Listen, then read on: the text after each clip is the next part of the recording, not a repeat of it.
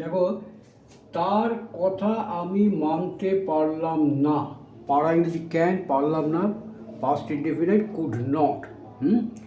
মেনে নেওয়া কোনো কথা, মেনে নেওয়ার ক্ষেত্রে আমরা গ্র্যান্ট কথাটা ব্যবহার করে থাকি। আমি মানতাম না, হ্যাঁ, আই কুড নট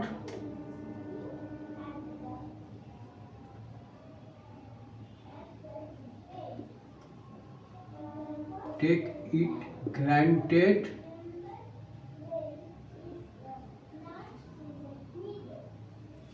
মেনে নাও, to take granted মেনে নাও। I could not take it granted, আমি এটা মেনে নিতে পারলাম না। কি মেনে নিতে পারলাম না? তার কথা, তার মানে সে যেটা বলেছে সেই কথাটা মেনে নিতে পারলাম না। I could not take it granted what he said। ঠিক আছে, তাহলে আমরা এখানে মানা ইংরেজিটা কি পেলাম? To take granted. ইংরেজিটা কি হলো? To take granted.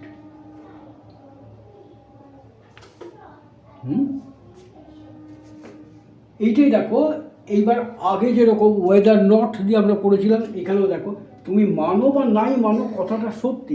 কথাটা সত্যি কি, কেউ একটা কিছু বলেছে সেই কথাটা সত্যি, একই রকম কনস্ট্রাকশন হবে। তুমি মানো বা নাই মানো, whether you take it granted or not, whether you take it granted or not, কথাটা সত্যি, তারপরে সে যে কথাটা বলেছে সেই কথাটা সত্যি। আমরা ইংরেজি করার সময় এরকমভাবে বলবো, হ্যাঁ। তাহলে সে যে কথাটা বলে কথাটা সত্যি, মানে তার বলা কথাটা সত্যি। ইট is true, it is true, TRUE, what he said।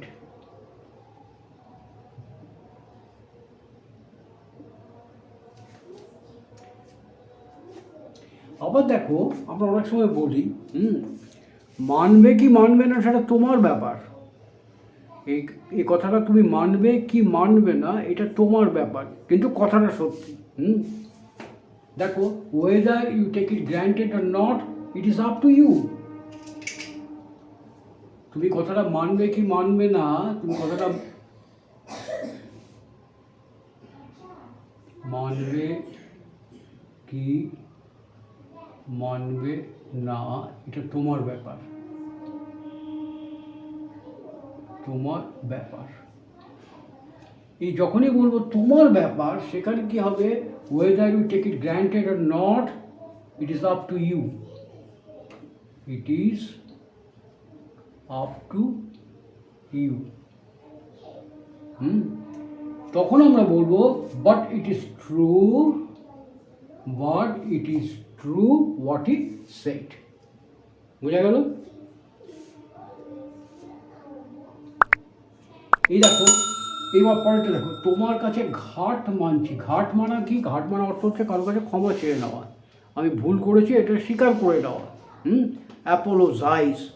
তাহলে আমি তোমার কাছে ঘাট মানছি, কারো কাছে প্রার্থনা করা, সেখানে আমরা বেগ কথাটা ব্যবহার করি। বেগ মানে কিন্তু শুধু ভিক্ষা করা নয়, বেগ মানে প্রার্থনা করাও হয়, কারো কাছে চাওয়া, সেটাও হয় বেগ, হ্যাঁ, প্রার্থনা করা। তাহলে আমি তোমার কাছে ঘাট মানছি, I beg to apologize,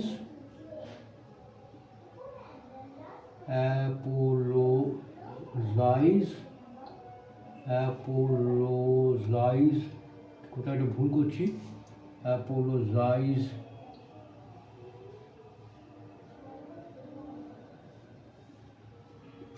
I beg to apologize to you.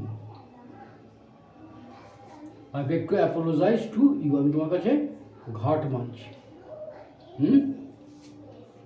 এইবার দেখো পরেরটা দেখো, কোর্টের রায় মানতেই হবে, মানতেই হবে, জোর দিয়ে বলেছি। তাহলে কোর্টের রায়, কোর্টের রায় কি? The verdict of the court. Subject কোনটা? এইটা, কোর্টের রায়। তাহলে সাবজেক্ট কী হলো? The verdict of the court, মানতেই হবে। এইবার দেখো অ্যাবাইড বাই, এটা আমরা আগে করেছিলাম, এর আগের দিন বলেছিলাম যখন আমরা কোনো গ্রুপ ভার্ব ব্যবহার করি টেন্স অনুযায়ী V2 ফর্ম V3 ফর্মের জন্য এই পদটায় কোনো চেঞ্জ হয় না, এইটাকে চেঞ্জ করতে হয়, অ্যাবাইড, অ্যাবাইডেড, অ্যাবাইডেড। তাহলে কী হবে? The verdict of the court must be, যখনই বি দিলাম তখনই ভার্বের তোমার থার্ড ফর্ম আনতে হবে, must be abided by, abided by. তাহলে the verdict of the court must be abided by. এখানে যদি তুমি কথাটা আসতো, কোর্টের রায় তোমাকে মানতে হবে, তাহলে you are to abide by the verdict of the court. যদি এরকম বলতাম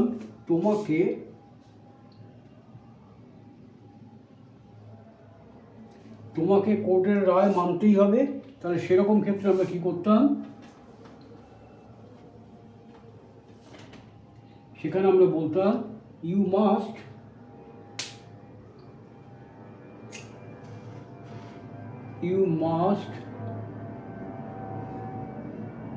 abide by the verdict of the court.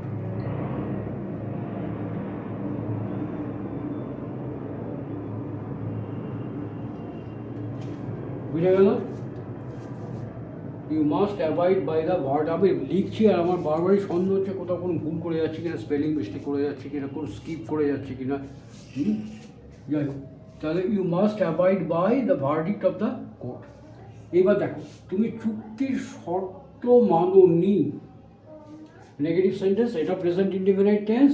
মানোনি, তুমি যাওনি, ইউ ডিড নট গো, তুমি খাওনি, ইউ ডিড নট ইট, তুমি লেখনি, ইউ ডিড নট রাইট, তুমি মানোনি, you did not abide by, মানোনি, you did not abide by, অথবা you did not maintain.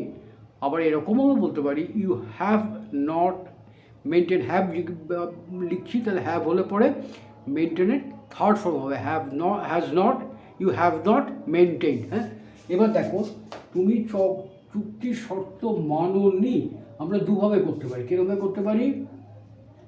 You did not abide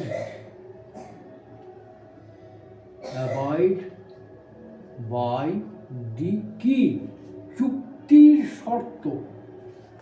হ্যাঁ, টার্ম, কন্ডিশন, শর্ত ইংরেজি কন্ডিশন, আর চুক্তির শর্ত বলতে চুক্তি ইংরেজি হচ্ছে কন্ডিশন, আর শর্ত বলতে টার্মস। তাহলে you did not abide by the terms of condition.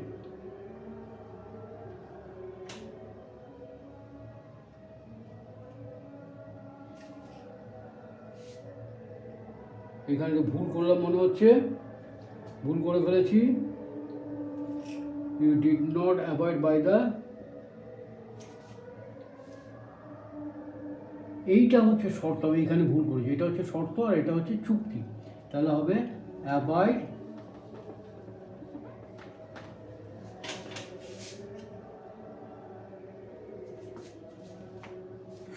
চুক্তি ইংরেজি হবে তাহলে contract. Avoid by the terms, শর্ত এখানে terms, avoid by the terms of contract, চুক্তি কন্ট্রাক্ট। কন্ডিশন মানে শর্ত, এখন দুটোই শর্ত করে ফেলেছিল। হ্যাঁ, you did not avoid by the terms of the contract.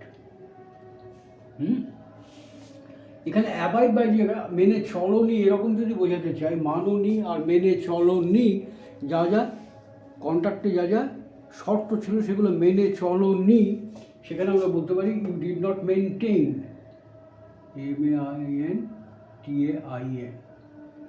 এটাকে you did not maintain the terms of condition যদি অতীতের কথা বলে থাকি। আর তুমি মানছো না এরকম যদি বলি বা এই মুহূর্তে তুমি অমান্য করেছো, তাহলে ইউ হ্যাভ নট মেন্ট ইট। তাহলে আমরা বলবো ইউ হ্যাভ নট মেন্ট ইট। সেখানে আমরা বলবো ইউ হ্যাভ নট মেনটেইনড। আবার দেখো এখানে আমরা আরেকটাও বলতে পারি, you did not abide by the terms of conditions. এটাকে ছোট্ট করে বলার জন্য আমরা যেরকমভাবে বলতে পারি সেটা হচ্ছে মাননি, তার মানে ভঙ্গ করেছো, শর্ত ভঙ্গ করেছো। সেখানে আমরা এরকমভাবে বলবো you have violated the terms